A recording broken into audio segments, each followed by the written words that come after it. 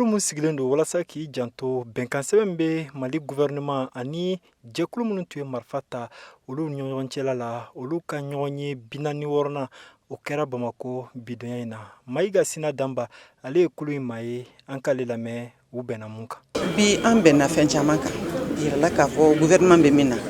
halisa dɔ ka fara o kan an bɛ ka taa dɛ parce que nin kalo 2 in kɔnɔna na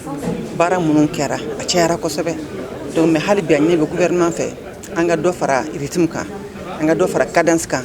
an ka baaraw teliya ka d'a kan population minnu bɛ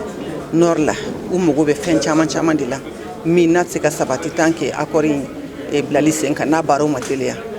donc a ɲinina gouvernement fɛ a ka baaraw teliya hali bi.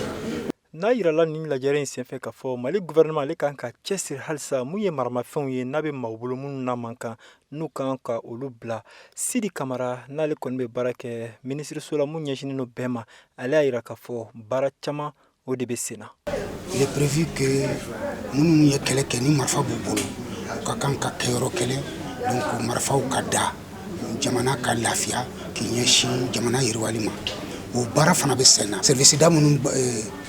jɔlen b'o baara la olu wulila déjà u taara Tombouctou u taara Menaka u taara Kidal u taara Gao pour que ka taa yɔrɔw lajɛ o kɛlɛkɛminɛnw bɛ da yɔrɔ minnu na mɔgɔw k'i senbɔ kɛlɛ la k'i kodɔn kɛlɛ la k'i ɲɛsin jamana yiriwali ma. Kulu minnu n'olu tun ye maramafɛnw ta n'u y'u tɛgɛ bila bɛnkan sɛbɛn na olu kɔni y'a yira k'a fɔ an bɛ don min na ko bi baaraw tagabolo a kɛlen don k'olu hakili lasigi. Mohamed Ould Mohamedun an k'ale lamɛn. An ka réunion kɔni je crois que a ka ɲi kosɛbɛ quoi an bɛ se ka